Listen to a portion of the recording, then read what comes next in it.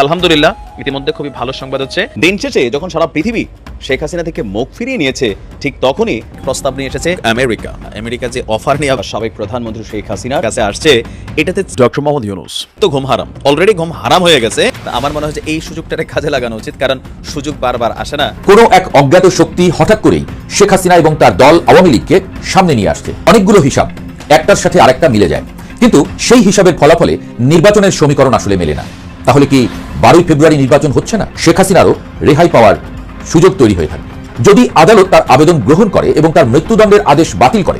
বাংলাদেশের ভেতরে অনলাইনে অফলাইনে আওয়ামী লীগ নেতাদের সঙ্গেও মার্কিন যুক্তরাষ্ট্র সরাসরি যোগাযোগ করেছে। ব্রেন ক্রিস্টেনসেন এটা নিয়ে কোনো রাগঢাক করেন নাই। তিনি বলেছেন, ক্ষমতায় থাকুক বা না থাকুক সবার সঙ্গে কথা বলার আমাদের দীর্ঘ ইতিহাস রয়েছে। ব্রেন ক্রিস্টেনসন সহ পুরো মার্কিন প্রশাসন বাংলাদেশে দ্রুত একটা নির্বাচিত সরকার চায়, কারণ 12 ফেব্রুয়ারি পরে দেশে এমন এক পরিস্থিতি হবে বা এমন এক পরিস্থিতি ঘটবে, শেখ হাসিনা যে কোনো মুহূর্তে বাংলাদেশে চলে আসতে পারে। আসসালামু আলাইকুম, আমন্ত্রণ নতুন একটি সংবাদে আবার একটি গুরুত্বপূর্ণ ভিডিও নিয়ে আপনাদের সামনে হাজির হয়েছি।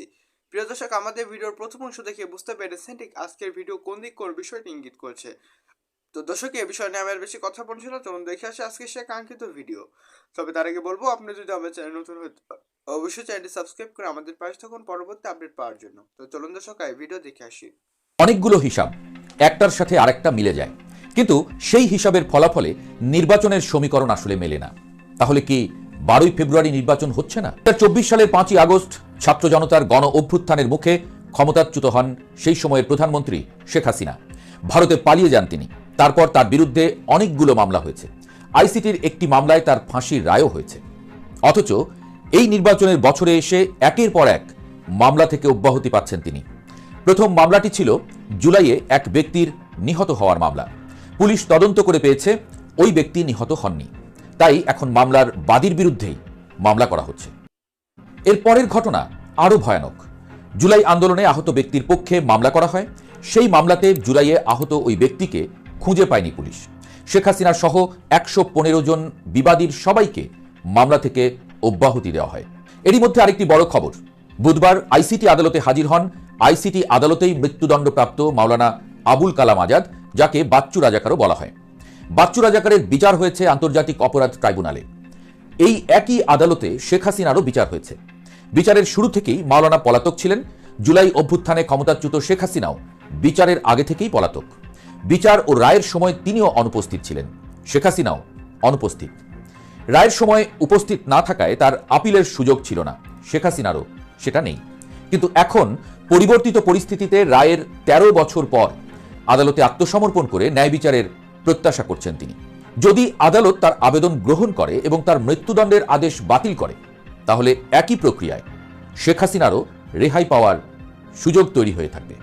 প্রশ্ন উঠেছে, আদালতে শেখ হাসিনার পক্ষে এমন নজির রেখে যাওয়ার জন্যই কি সরকার নির্বাচনের আগে তড়িঘড়ি করে বাচ্চু রাজাকারের বিচার প্রক্রিয়া নতুন করে শুরু করতে যাচ্ছে? এ তো গেল একদিকের হিসাব। আরেক দিকে আছে আওয়ামী লীগ। আওয়ামী লীগের পলাতক নেতারা হঠাৎ করে সক্রিয় হয়েছেন। শনিবার সাবেক পররাষ্ট্রমন্ত্রী ডক্টর হাসান মাহমুদ বলেছেন, ডক্টর ইউনূস সরকার চলে গিয়ে অন্য কোনো অন্তর্বর্তী সরকার যদি আসে, তাহলে নির্বাচনে যাবে আওয়ামী লীগ। তার ঠিক 2 দিন আগে ভার্চুয়াল মিটিংয়ে শেখ হাসিনা বলেছেন, আমরা নির্বাচনে যেতে চাই, আমরা তো নির্বাচন বর্জন করিনি, তাহলে আমরা নির্বাচনে নাই কেন? অঙ্কের আরও হিসাব বাকি আছে। এই যখন অবস্থা, ঠিক সেই মুহূর্তেই জামায়াতের নেতৃত্বাধীন 10 দলীয় জোটের শরিক জুলাই আন্দোলনের তরুণদের সংগঠন এনসিপি নির্বাচন বর্জন করার কথা বলছে। রোববার সংবাদ সম্মেলন করে দলের নির্বাচন পরিচালনা কমিটির প্রধান এবং সাবেক উপদেষ্টা আসিফ মাহমুদ সজীব ভুঁইয়া কথা জানিয়েছেন। সোমবার এবং মঙ্গলবারও একই কথা বলেছেন এনসিপি নেতারা। নির্বাচন নিয়ে এই যে অনিশ্চয়তা, এর মধ্যেই পৃথিবীর সবচেয়ে বড় 2টি গণমাধ্যম রয়টার্স এবং আল জাজিরা গুরুত্বপূর্ণ একটি প্রতিবেদন প্রকাশ করেছে, যেখানে তারা বলছে আগামী নির্বাচনে জামায়াত খুবই ভালো ফল করতে যাচ্ছে। তারা সরাসরি বলছে না জামায়াত ক্ষমতায় যাবে, তবে তারা বলছে জামায়াতের এই উত্থান বাংলাদেশের মধ্যপন্থী এবং সংখ্যালঘু সম্প্রদায়ের মধ্যে উদ্বেগ সৃষ্টি করেছে। হঠাৎ করে আন্তর্জাতিক মিডিয়া জামায়াতকে নিয়ে ভয় দেখাচ্ছে কেন?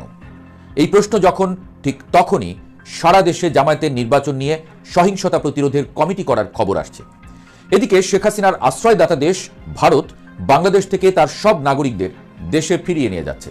বাংলাদেশের বিভিন্ন দূতাবাস এবং উপদূতাবাসে কর্মরত ভারতীয়দেরকে বিশেষ বিমানে করে ভারতে ফিরিয়ে নেওয়া হয়েছে।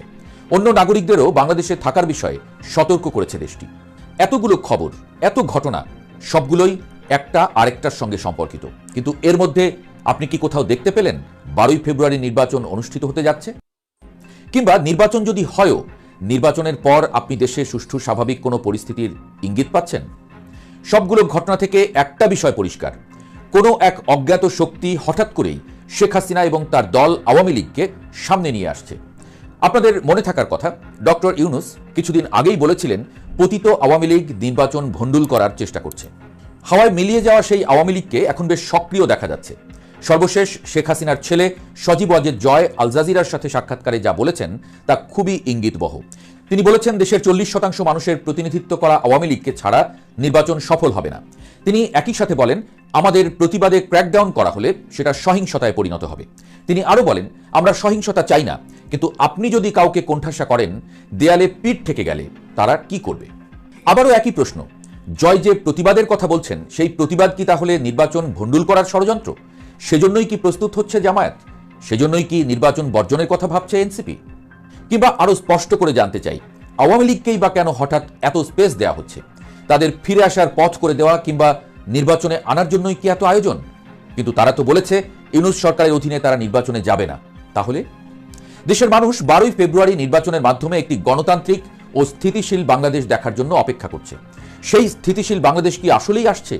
দয়া করে আমার এই ভিডিওটি আওয়ামী লীগ সভানেত্রী জননেত্রী শেখ হাসিনা বা আওয়ামী লীগ সরকারের মাননীয় স্বরাষ্ট্রমন্ত্রী আসাদুজ্জামান খান কামাল সাহেবের কাছে একটু কেউ পৌঁছে দেবেন, দায়িত্ব নিয়ে অনুরোধ রইল আপনার কাছে।